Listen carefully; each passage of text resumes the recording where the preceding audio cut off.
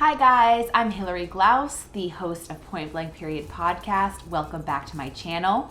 As always, I want to remind you to please subscribe, hit the subscribe button, and also make sure that you hit the notifications button so you don't miss any future video content. And I always love to hear from you, so please leave a comment below.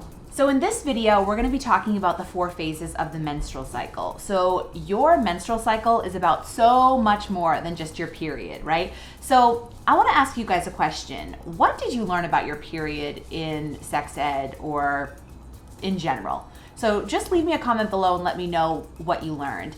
But more likely than not, if you're anything like me, you didn't learn anything about your menstrual cycle beyond the fact that you get a period. And maybe as you got older and maybe were trying to have a baby, you learned about the importance of ovulation, right? So you maybe learned about your period and ovulation, but there is so much more to the menstrual cycle than just menstruation and ovulation. So let's get into it, okay? So the 4 phases of the menstrual cycle are not unlike the 4 seasons of the year. There are physical and emotional changes that happen over the course of the month, and you have unique strengths, weaknesses, and shifts that occur over the course of the month, depending on where you are in your cycle. So you can actually leverage the hormonal fluctuations that occur over the course of your cycle to optimize your health, fitness, nutrition, lifestyle, schedule, etc. So let's talk about the follicular phase, the first phase of your menstrual cycle, which is characterized by spring, newness, new beginnings, a boost of creativity. So in your follicular phase, physically, your hormones are rising in concentration. The eggs are actually maturing in the ovaries and getting ready to be released. So the overall hormonal effect of this phase is an openness to new things. So how do you optimize your follicular phase? Well, you can take advantage of that energy boost that comes with the rising concentration of hormones and do something new. Your brain is primed for newness. Novelty is what it's all about. You are bright-eyed and bushy-tailed and you're excited to try new things. So maybe try that new restaurant, tackle a new hiking trail, start a new fitness regimen. Everything feels exciting and new to you in this phase, and your brain is going to enjoy the challenge, and you're going to get that dopamine hit that comes from tackling a new challenge, tackling something new. You have unique strengths, as I mentioned, in each and every phase. So in your follicular phase, one of your unique super abilities, as I like to call them, which is just a fancy word of saying strength, is you're less self-conscious in this phase. You're less jaded. You are just so excited to be out of the hibernation of your menstrual phase and experiencing this boost of creative energy that everything feels exciting and everything feels new. This is why it's a great time to try new things, because you're less jaded and it's less likely that your ego is going to be hanging out on your shoulder telling you all the reasons why you shouldn't try it. You are more adventurous in this phase, so take advantage of that. So the next phase of your menstrual cycle is your ovulatory phase. The ovulatory phase is the summer of your cycle. It's characterized by ripeness, lushness, life. Physically, what's happening is the ovary has selected one special egg to make the trip down the fallopian tubes to potentially be implanted and fertilized by sperm. The overall hormonal effect in this phase is you are magnetic. You are dynamic. You are really coming into your own in this phase. You are a creator.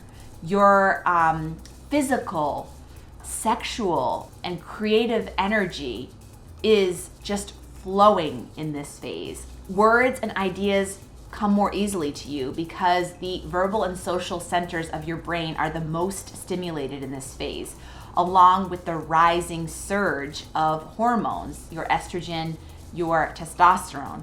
This is the phase where the ideas, the things that you started in the follicular phase are actually coming to fruition, are actually being put into action. So the ovulatory phase is an action-oriented phase. In this phase, you are more magnetic and you're most desirable.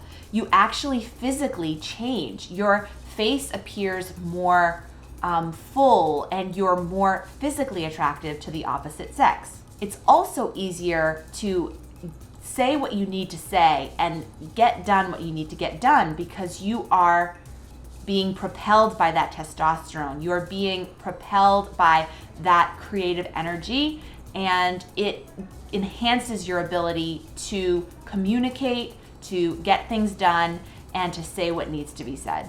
So if you're a content creator, like a YouTuber, like a podcaster, this is a great time of your cycle to leverage that creative, physical energy and translate that into creating videos, into recording podcasts, into doing interviews. All of that is going to be is going to serve you very well in your ovulatory phase. So the third phase of your menstrual cycle is the luteal phase. So now we're moving into the second half of our menstrual cycle, and this second half of the cycle is kind of characterized by this need to withdraw, to be more introspective, to slow down. Being versus doing. The doing half of your cycle was the first phase, your follicular and ovulatory phase. Now you're moving into the half of your cycle where it's important to switch the focus from outwards to inwards. So your luteal phase is the fall or autumn of your menstrual cycle. It is characterized by this need to turn inwards, to bring projects to completion, to wrap things up, and to be more introspective and honor that natural inclination. So physically, estrogen, testosterone, and progesterone peak in concentration, and then they fall right before you begin to bleed. So there is a dramatic shift in your energy. So this is the time when you might feel the biggest shift emotionally, physically, energetically, right? Because your hormones are at their highest and then they dip to their lowest levels.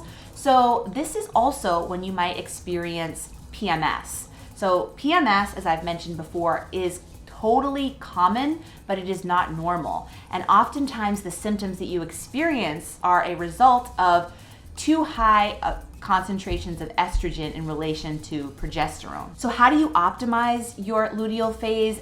Like I said, this is a great time for detail-oriented tasks, right? There is this natural inclination towards nesting, towards bringing things up and wrapping things up and getting ready for the hibernation of your menstrual phase. So one of the super abilities, which I find really awesome about the luteal phase, is your BS detector is extremely strong in this phase. So you are able to really root out what's not going right and how to shift course to get yourself back on track. It's also a great time to kind of dig into data and analyze what's going right and what's not quite going right.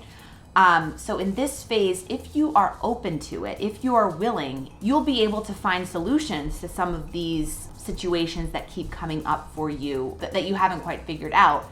So if you're willing to let go and release and say goodbye to certain things, be it relationships or projects or anything else, if you're willing to do that, then this is going to be one of your huge strengths in this phase. It is really going to propel you into a more productive cycle overall. So in addition to your BS detector being extremely acute in this phase, you're also primed to dig into data and analyze. And if you're willing to look at things, with a very, very clear lens, no rose-colored glasses, and acknowledge that some things aren't for you and it's time to give up, move on, release, and let go. If you're willing to do that, this is really going to set you on a great course for the remainder of your menstrual cycle and really help you to wrap up those things and switch course so that when the next cycle comes around, things don't continue to bog you down. Finally, we have the menstrual phase, right? In the menstrual phase of your cycle, this is characterized by winter. So there's this desire to hibernate, to withdraw, right, for the winter, to close things out, to release, to let go. Physically, what's going on is your hormones are at their lowest concentrations of the entire cycle. So what that means is there's actually more communication between the right and left hemispheres of your brain, which means that you are able to more easily integrate the analytical and the feeling side of your brain.